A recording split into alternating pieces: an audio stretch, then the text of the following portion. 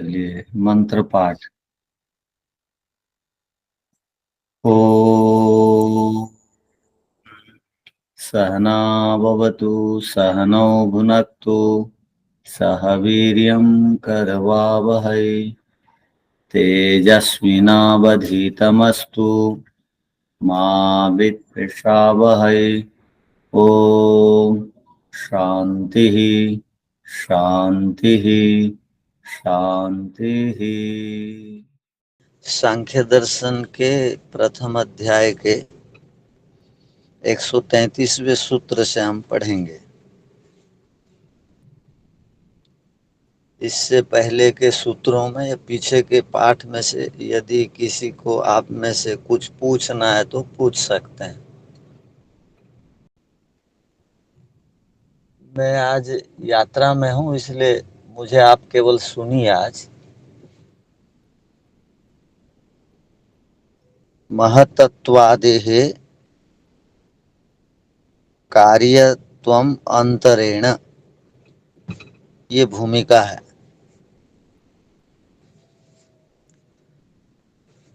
जितने भी कार्य पदार्थ हैं, कार्य पदार्थ में रोटी कपड़ा मकान गाड़ी घोड़ा शरीर ये सब है।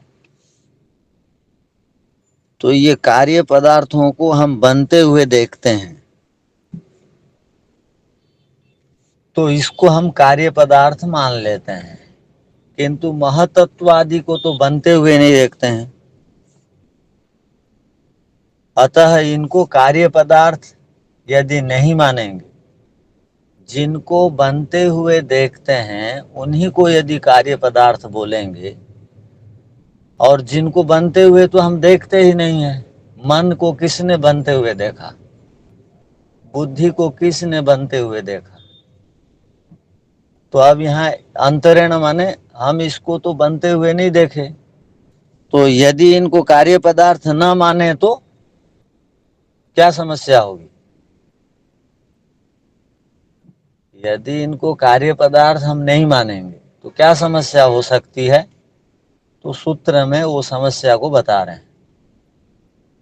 जो जो बनते हैं, हम देखते हैं, उन्हीं को कार्य पदार्थ बोलेंगे, और जो बनते हैं किंतु दिखाई नहीं देते हैं उनको यदि कार्य पदार्थ नहीं मानेंगे तो एक बहुत बड़ी असुविधा होगी। क्या होगी वो सूत्र में यहाँ पर बताते हैं। तद्हाने प्रकृति ही पुरुषो वा। यदि महतत्व आदि का कार्यत्व नहीं मानेंगे, महतत्व आदि को, महतत्व आदि का अर्थ हो गया महतत्व से लेकर के सभी 5 महाभूत तक के जितने भी पदार्थ हैं, और सूर्य चंद्र आदि ग्रह नक्षत्र ये सब आ जाएंगे। ये सब को यदि कार्य पदार्थ नहीं मानेंगे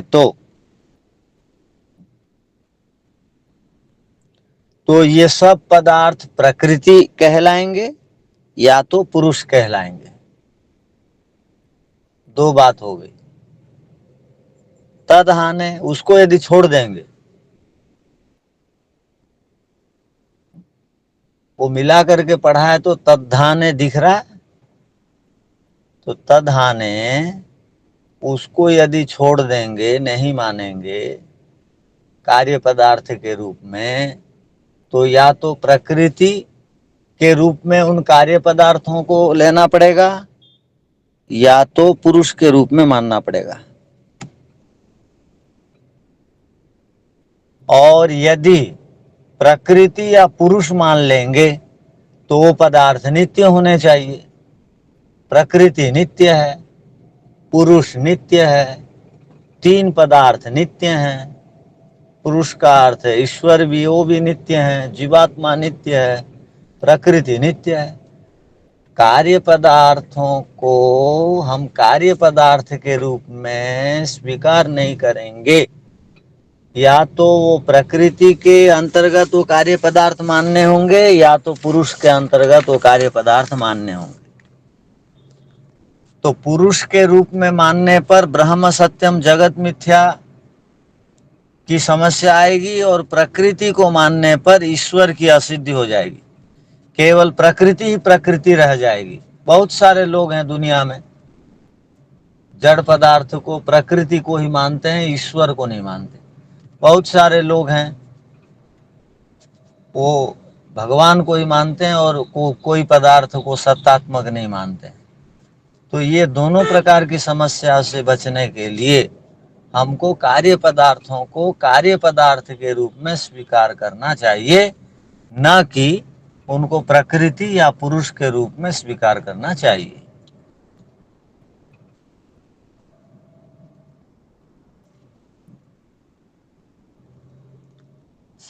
समझ गए होंगे आप लोग।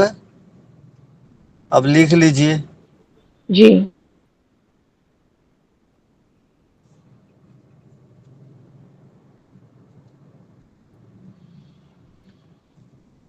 महतत्व, अहंकार आदि,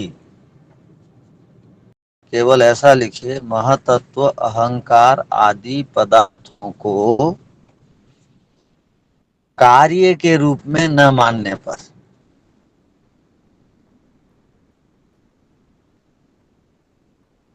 थोड़ा सा सुधार कर लीजिए, कार्य के रूप में न मानने पर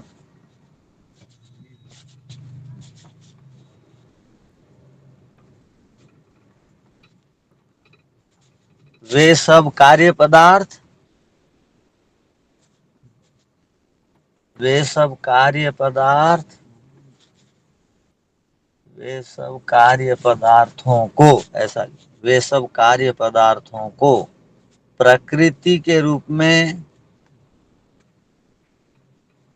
स्वीकार करना पड़ेगा, या तो पुरुष के रूप में स्वीकार करना पड़ेगा।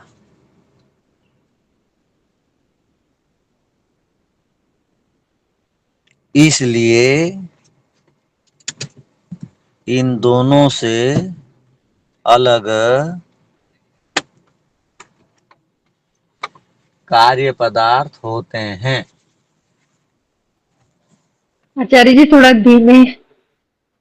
हाँ, इन दोनों से अलग कार्य पदार्थ होते हैं।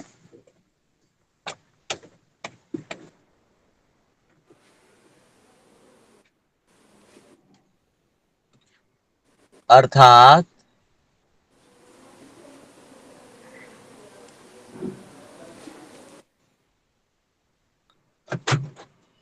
रोटी, कपड़ा, मकान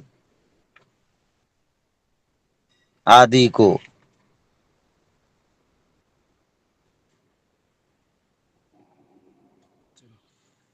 कार्य पदार्थों के रूप में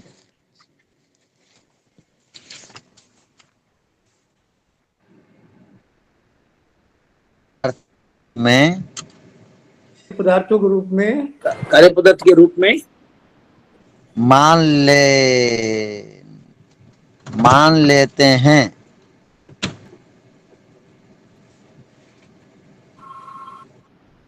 क्योंकि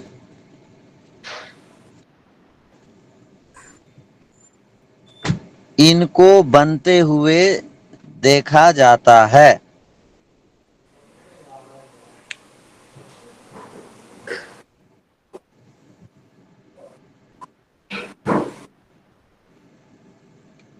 किंतु महतत्व,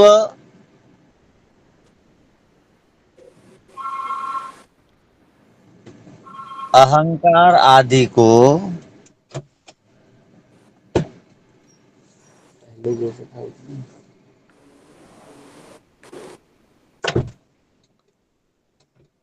महतत्व अहंकार आदि को बनते हुए नहीं देखते,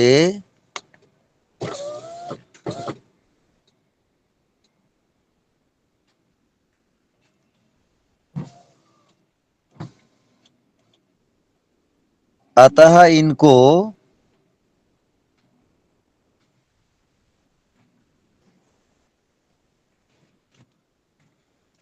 कोई कार्य के रूप में न माने तो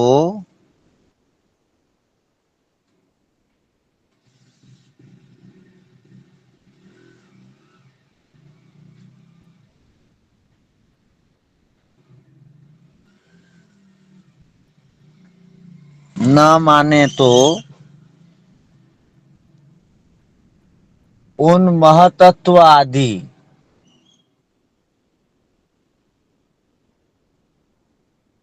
पदार्थों का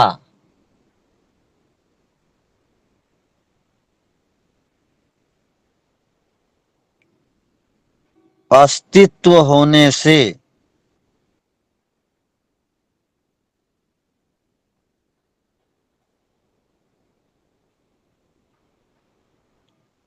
उन्हें प्रकृति के रूप में स्वीकार करना पड़ेगा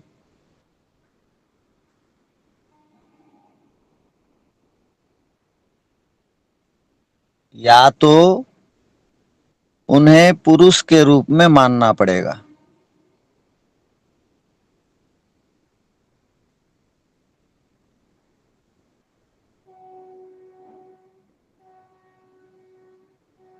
यदि इन पदार्थों को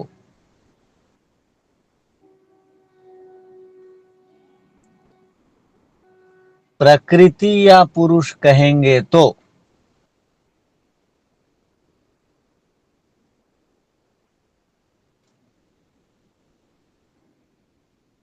ये पदार्थ नित्य हो जाएंगे।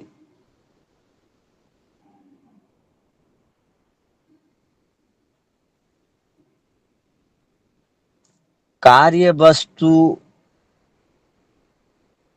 के रूप में कोई वस्तु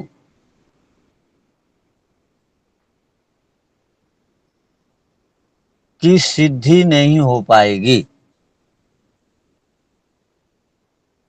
कार्य वस्तु के रूप में कोई भी वस्तु की सिद्धि नहीं होगी।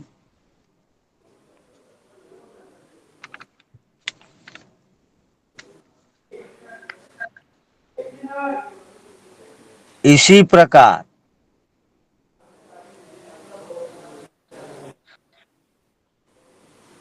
इन पदार्थों को इन का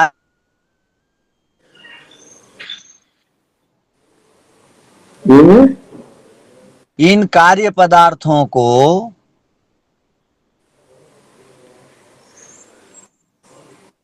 पुरुष के रूप में मानने पर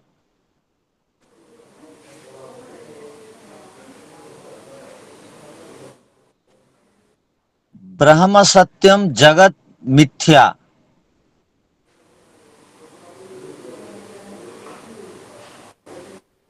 ब्रह्म सत्यम जगत मिथ्या का सिद्धांत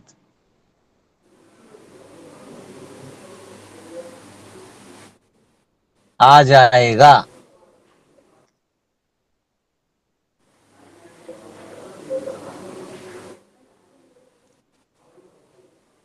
और इन कार्य पदार्थों को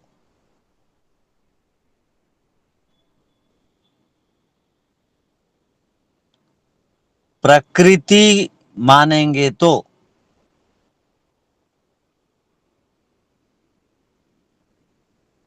ईश्वर की असिद्धि हो जाएगी।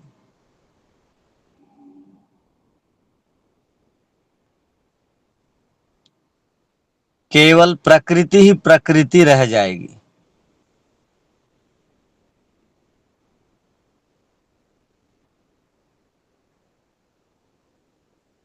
अतः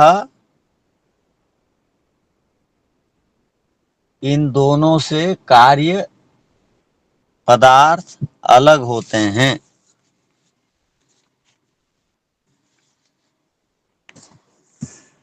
इसे स्वीकार करना चाहिए।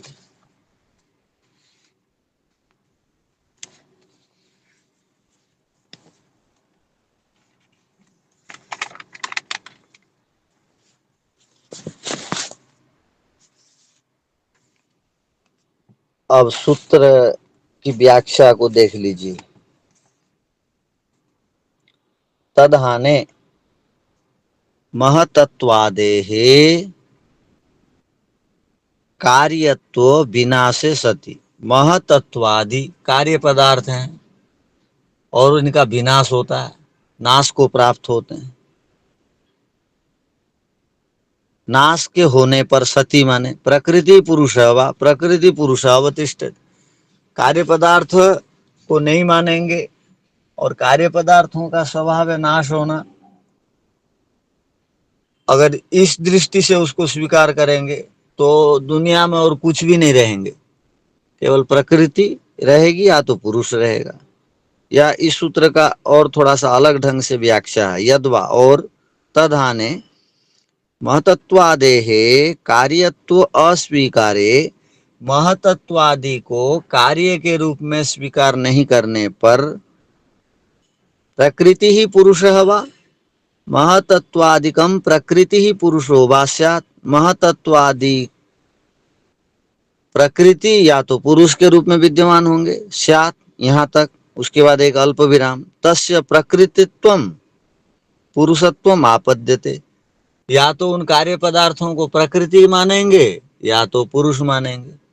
कुछ तो नाम दिया जाएगा, कार्य पदार्थ नहीं है तो कार्य पदार्थों को प्रकृति नाम से जानेंगे, प्रकृति के नाम से जानेंगे तो वो नित्य पदार्थ है, पुरुष के नाम से जानेंगे वो चेतन और नित्य पदार्थ है। इसलिए इन दोनों से एक अलग सत्ता है, विद्यमान है, वो सत्ता दिखाई देती है। इसलिए कार्य पदार्थों को इन दोनों से पृथक मानना चाहिए।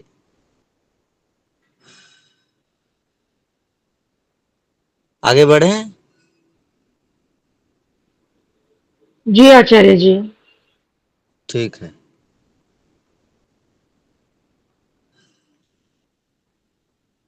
और मान लीजिए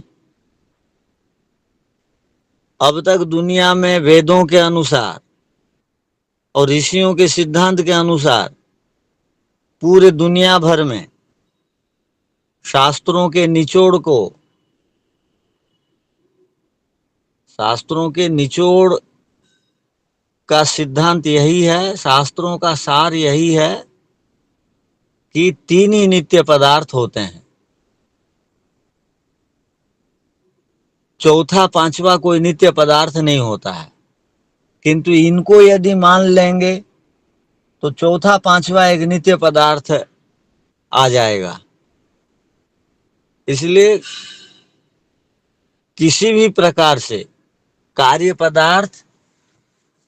पदार्थ के रूप में ही विद्यमान रहें, उनको नित्य न माना जाए या प्रकृति के अंतर्गत न माना जाए, पुरुष के अंतर्गत न माना जाए। आगे पुनः और तयो अन्यत्वे तुच्छत्वम, यहां क्या कह रहे हैं? तयो अन्यत्वे, अगर इन दोनों से भिन्न और कुछ मानते हैं तो, यदि इनको कार्य द्रव्य के रूप में मानते हैं तो कोई समस्या नहीं है, कार्य द्रव्य के रूप में मानते हैं तो कोई भी समस्या नहीं है किसी के लिए, यहां कोई प्रश्न उत्पन्न ही नहीं होता है। अब देखिए ये जो हम पढ़ रहे हैं सूत्रों को, ये सूत्रों को बनाने की आवश्यकता क्यों हुई? क्योंकि उस समय सांख्य दर्शन पुराना दर्शन माना जाता है। उस काल में कार्य और कारण के ऊपर बहुत प्रकार के संशय थे और उस समय के लोग इस पर बहुत गंभीर थे और शास्त्रार्थ करते थे। माने बहुत लोगों में शंकाएं थी। जब तक कार्य और कारण को हम ठीक नहीं समझ लेंगे तब तक हमारा ज्ञान अधूरा है और विवेक ख्याति नहीं होगी। तो उस समय के लोग कितने गंभीर रहे होंगे कि बार बार इसकी चर्चा आ रही है। तो इन चर्चाओं के माध्यम से हमारा भी ज्ञान का स्तर बढ़ रहा है, क्योंकि नई नई विधियों से, विचारों से ऋषियों ने कार्य और कारण को सिद्ध किया है। तो अब क्या कह रहे हैं देखिए, अगर इन दोनों से भिन्न और कुछ मानेंगे, कार्य पदार्थों को कार्य पदार्थ के रूप में नहीं मानेंगे, इनको यदि कार्य मान लेते हैं तो कोई समस्या नहीं, कार्य से कुछ अलग मानेंगे तो क्या समस्या होगी? तो कहा कार्य के रूप में इनको नहीं मानेंगे, और क्योंकि इन दोनों से अलग बोल रहा है अर्थात उसको पुरुष भी नहीं मानेंगे और प्रकृति भी नहीं मानेंगे, कार्य भी नहीं मानेंगे।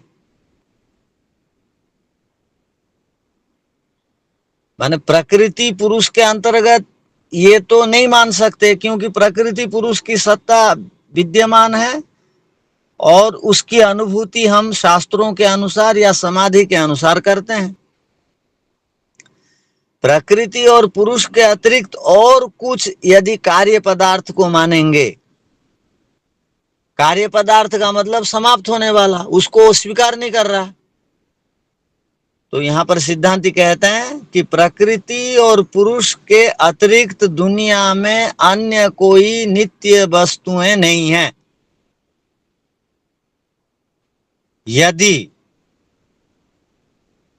यदि आप इनको कार्य के रूप में स्वीकार नहीं कर रहे हैं, और ये प्रकृति पुरुष तो हो नहीं सकते हैं, क्योंकि प्रकृतिवाद या ब्रह्मवाद आ खड़ा हो जाएगा, तो इन दो मानेंगे तो दुनिया में पदार्थ दिखाई नहीं देता है, तुच्छत्वम, अभाव का प्रसंग आ जाएगा। ऐसा पदार्थ तो है ही नहीं, या तो कार्य पदार्थ है दुनिया में, इनको छोड़ करके और कोई ऐसा पदार्थ नहीं है। आप यदि बोल रहे हो है, तो ऐसा पदार्थ नहीं होने से अभाव का बाद आ जाए, मानना पड़ेगा, अभावत्व सिद्ध हो जाएगा। तुच्छत्वम का अर्थ अभावत्व सिद्ध हो जाएगा। सूत्र का अर्थ समझ में आया होगा। इन दोनों से अलग मानेंगे तो प्रकृति पुरुष से भिन्न, अर्थात उसको विनाश वाला कार्य पदार्थ मानेंगे तो आपत्ति नहीं आएगी, वो तो कार्य पदार्थ के रूप में उसको मान नहीं रहा है। तो नहीं मानने पर पुरुष और प्रकृति तो कार्य पदार्थ नहीं हो सकता, उससे कुछ भिन्न होगा, किंतु भिन्न पदार्थ दुनिया में नहीं दिखाई देता, अभाव की सिद्धि हो जाएगी फिर तो। किंतु अभाव तो है नहीं, कार्य पदार्थों की सत्ता है, हमारे शरीर की अब सत्ता है, तो कार्य पदार्थों की सत्ता है, इसको हम नहीं नकार सकते। किंतु वो मानने को जब तैयार नहीं, तो उस प्रसंग में कह रहे हैं तुच्छत्ववाद आ जाएगा, अर्थात अभावत्व का प्रसंग आ जाएगा, किंतु अभाव है नहीं।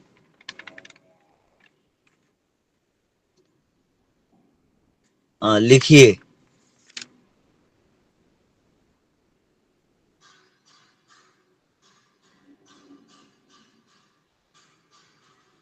यदि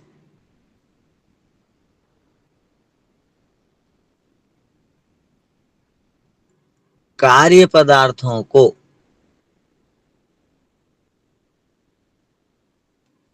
इन दोनों से,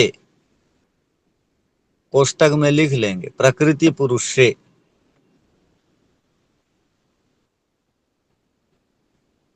भिन्न और कुछ मानने पर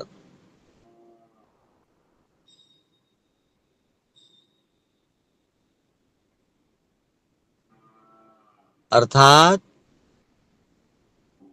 कार्य द्रव्य मानने पर कोई समस्या नहीं,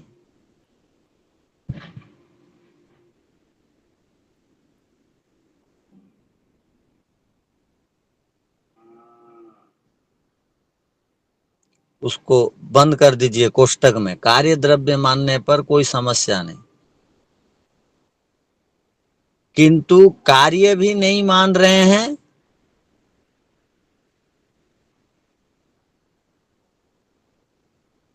और नित्य भी नहीं मान रहे हैं।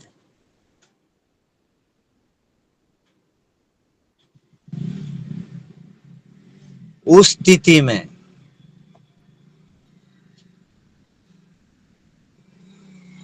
इस प्रकार की कोई वस्तु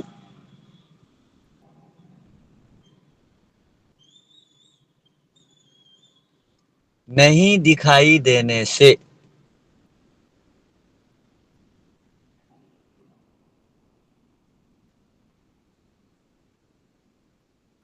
तुच्छत्वम, लिख दीजिए, तुच्छत्वम बराबर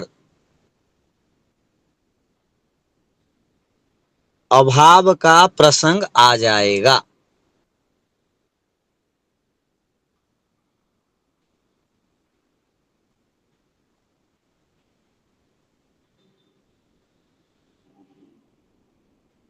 अभाव का आचार्य जी।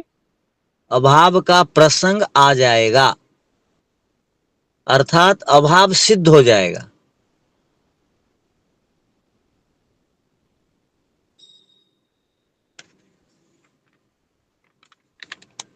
अर्थात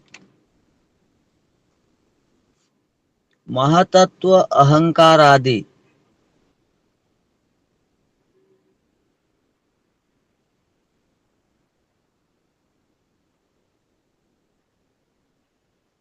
पदार्थों को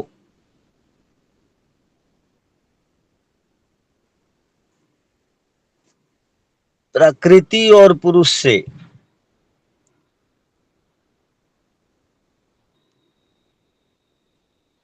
भिन्न न मानने पर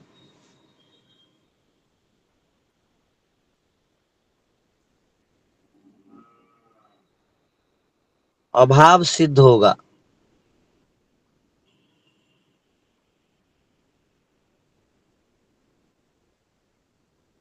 इसलिए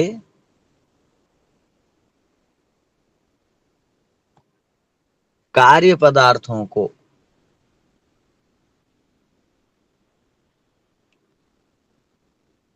प्रकृति और पुरुष से भिन्न ही मानना पड़ेगा।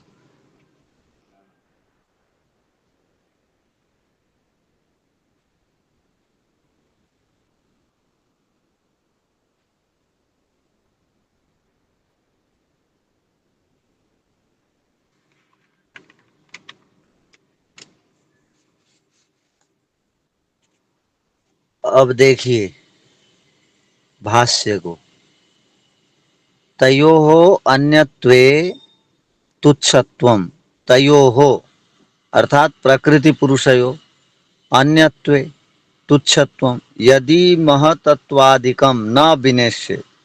यदि महतत्वादि विनाश को प्राप्त नहीं होते हैं। यद्वा अथवा न कार्यम स्यात् यदि वो कार्य पदार्थ नहीं है किंतु ताभ्याम प्रकृति पुरुषाभ्याम प्रकृति और पुरुष उन दोनों से अन्यत वस्तु भवेत अगर कोई दूसरी वस्तु है तदा तथा भूतस्य तब तो उसके समान तथा भूतस्य माने उस जैसी वस्तुनः तुच्छत्वम अभावः प्रसज्येत।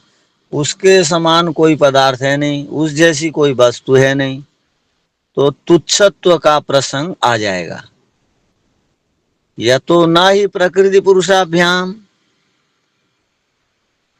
अन्य नित्यम अनस्वरम वस्तु भवितुम अर्हति। प्रकृति और पुरुष से कोई भी नित्य और नाश नहीं होने वाला पदार्थ तो है नहीं। आज तक किसी ने भी सिद्ध नहीं किया कि प्रकृति और पुरुष के समान दूसरे पदार्थ भी हैं जो नित्य हैं।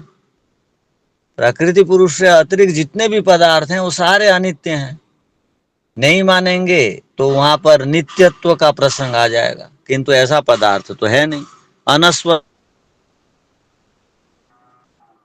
नहीं रहने वाला प्रकृति पुरुष से और अलग पदार्थ नहीं है।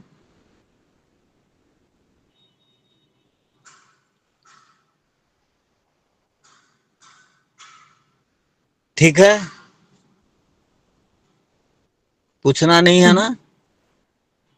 अब आगे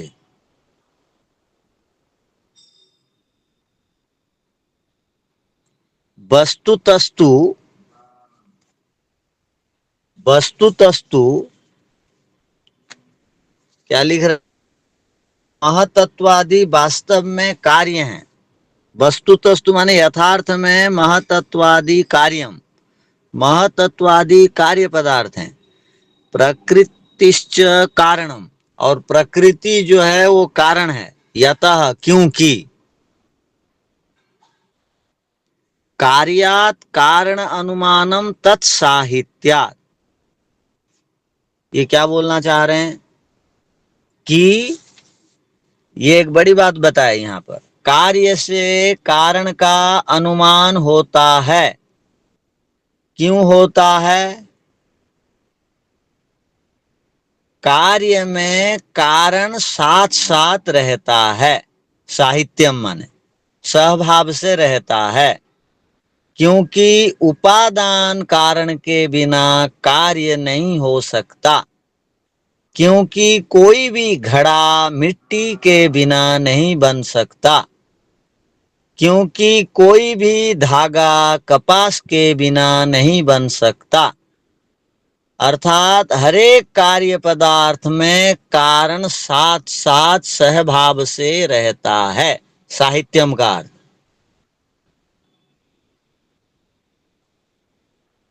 सूत्र का अर्थ है ये,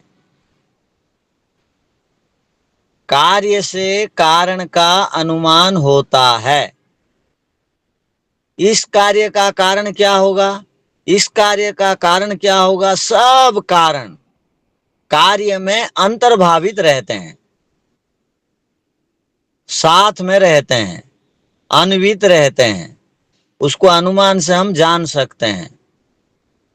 अब कोई मिठाई में घी की सुगंध है, घी प्रत्यक्ष वैसे नहीं दिखाई दे रहा है, किंतु सुगंध से हम जान लेते हैं इसमें घी है। रोटी को देख करके, खा करके ये गेहूं का है, बेसन का है, बाजरा का है, वो सब हम जान लेते हैं। आटे का ज्ञान हो जाता है, किसका है ये रोटी जो है ये किस आटे से बनी हुई है, इसका ज्ञान हो जाता है। क्योंकि उपादान के बिना कोई भी कार्य पदार्थ अस्तित्व में नहीं है। मेरा शरीर कार्य पदार्थ है, इसका उपादान शरीर के साथ विद्यमान है, सत्वगुण, रजोगुण, तमोगुण। इसलिए जब तक शरीर है ये तीनों गुण दिखाई देंगे। बस ज्ञानी आदमी दो गुणों को दबा के रखेगा, सत्वगुण को हर समय प्रयत्न पूर्वक उभारेगा, और एक समय ऐसा आएगा तीनों गुणों को काट देगा, वो जीवन मुक्त हो जाएगा। तो ईश्वर की विशेष कृपा से स्थिति आएगी। तो यहां सूत्र जो कहना चाहता है उसको आप लोग समझ गए होंगे। अब सूत्र का अर्थ लिख लीजिए।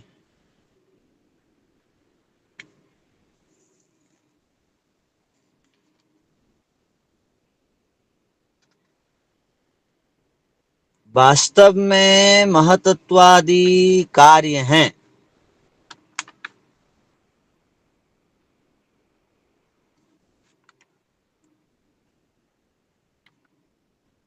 प्रकृति कारण है।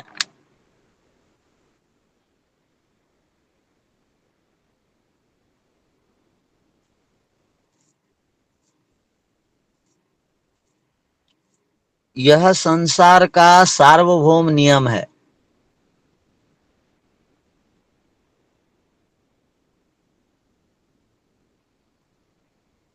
यह संसार का सार्वभौम नियम है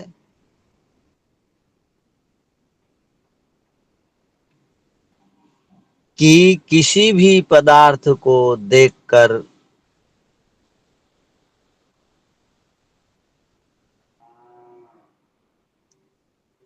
उसका कारण का अनुमान हम कर लेते हैं।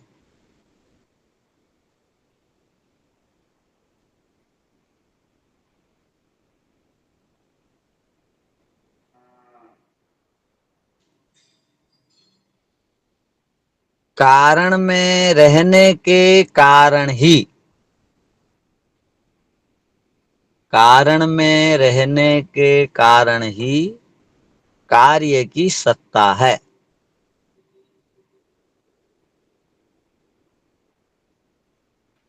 एक बार फिर ये कारण में रहने, कारण में रहने के कारण ही कार्य की सत्ता है।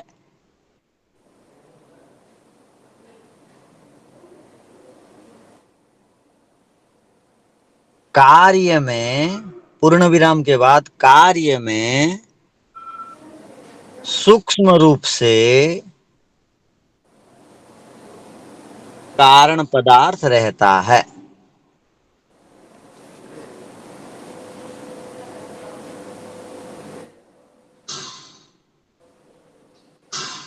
और उस पूरे कार्य पदार्थ में वह कारण विद्यमान रहता है।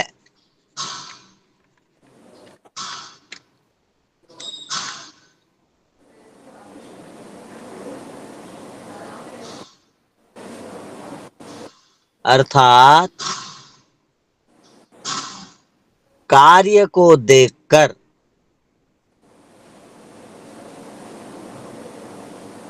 कारण का अनुमान होता है।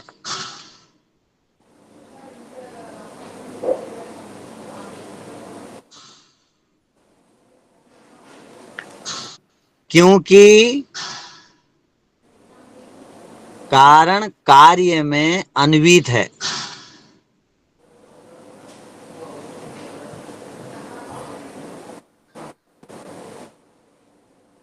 अर्थात कारण कार्य में समवेत रहता है।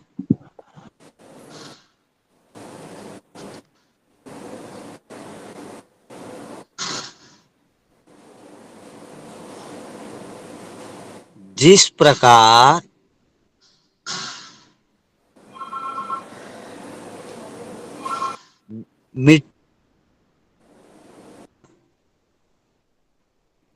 जिस प्रकार मिट्टी के बिना घड़ा नहीं होता है।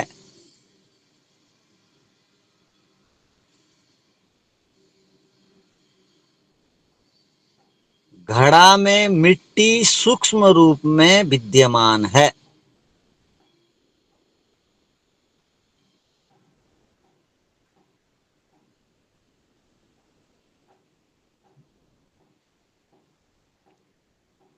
ऐसे ही धागों में कपास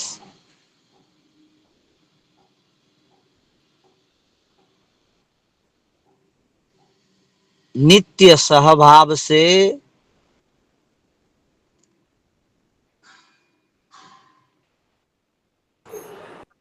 नित्य नित्य सहभाव से रहता है। नित्य समभाव। सहभाव, साहित्य माने सहभाव, समवेत, सहित, वो सहित रहता है भी लिख सकते हैं। सहभाव सहित रहता है।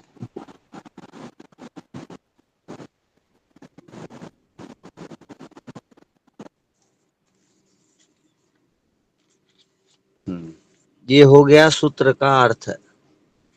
अब देखिए, कार्यात् कारण अनुमानम तत्साहित्यात्।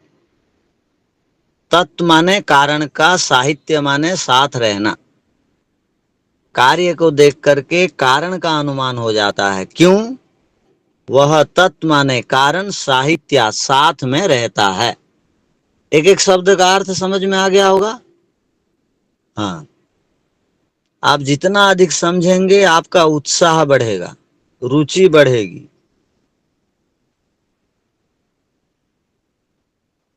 कार्यात् कारण अनुमानम, कार्यात् कारणस्य अनुमानम जायते।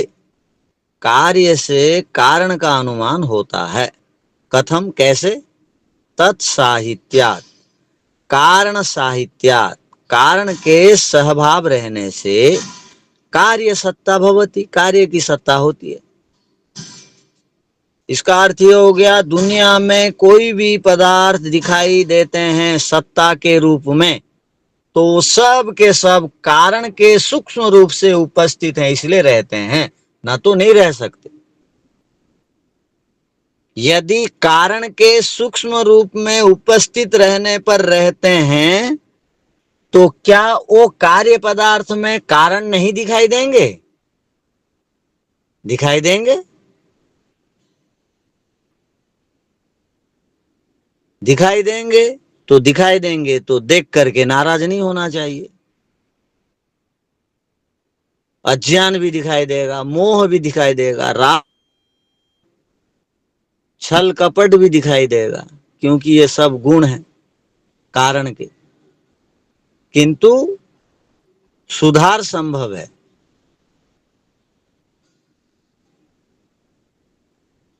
कार्ये खलु कारणम सूक्ष्मम, कार्य में निश्चय कारण सूक्ष्म सत परिपूर्णम तिष्ठति।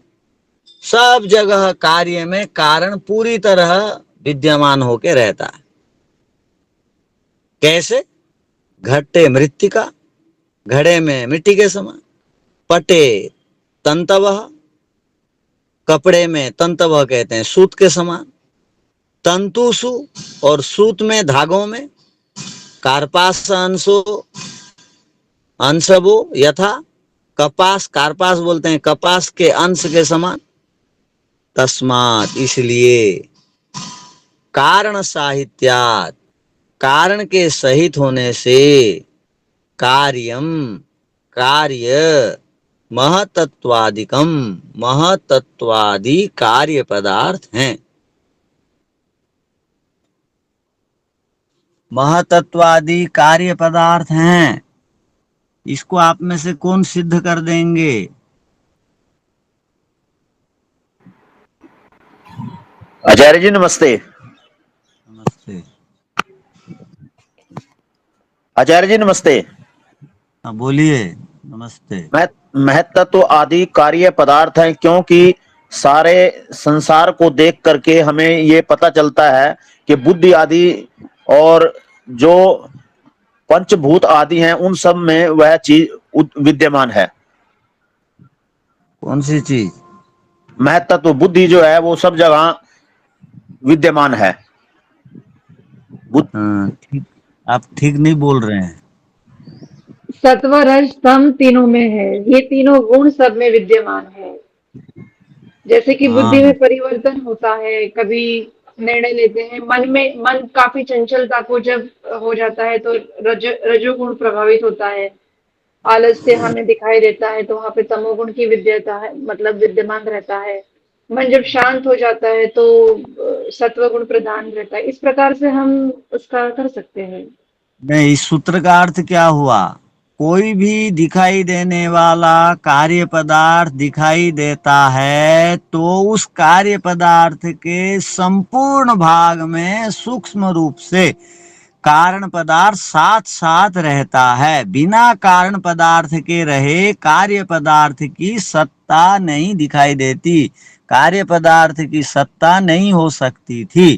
कार्य पदार्थ की सत्ता है तो उसमें कारण सूक्ष्म रूप से सब जगह विद्यमान है। आचार्य जी, आपने अभी ये बताया ना कि लोभ होता है, ईर्ष्या होती है, घृणा होती है, तो ये भी एक गुण हाँ, होता है ये कारण एक का। पाठ है। ये एक पाठ है। सूत्र का अर्थ जो था वो बताया, सूत्र का अर्थ जो था वो बता दिए। किंतु कार्य पदार्थों में जब हम देखते हैं लोभ क्रोध मोह प्रेम प्रीति आदि, तो वो इसलिए दिखाई देते हैं कि वो कारण में वो सब गुण विद्यमान है तो कार्य में दिखाई देते हैं।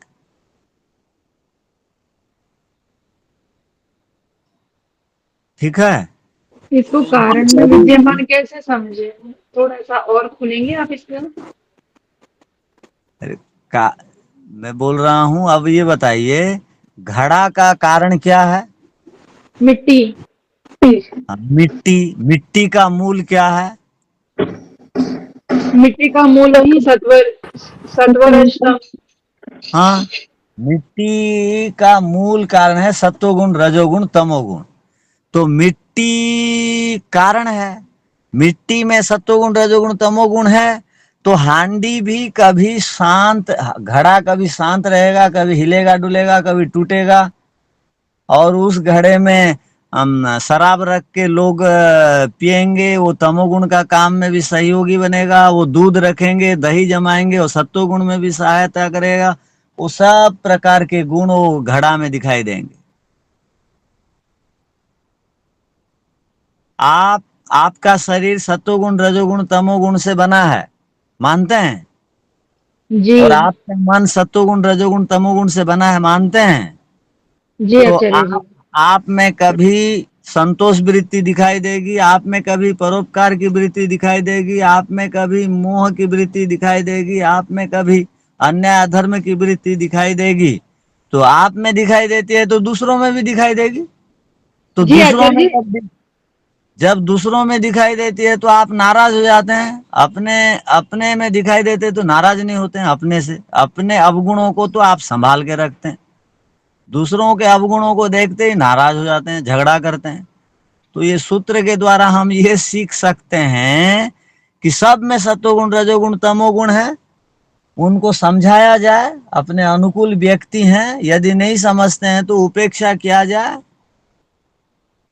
जी या तो आचार्य जी, वो स्पष्ट हो गया जी। अरे सुनो, ये वस्तु, हर एक वस्तु त्यागने योग्य है, ग्रहण करने योग्य है और उपेक्षा करने योग्य है। तो तीनों में से कौन सा आप ग्रहण, वस्तुओं के साथ आप उसको ग्रहण वस्तुओं को करेंगे या छोड़ देंगे या उसको उपेक्षा करेंगे, वो आपके ज्ञान पर निर्भर है। आपके हमारे गुण के ऊपर आधारित है ये सब। हाँ, हमारे गुण पर है। ठीक है, ठीक है, इस पर और विचार करिए। हमारे विवेक पर। ओम शांति शांति शांति। सबको सादर नमस्ते जी।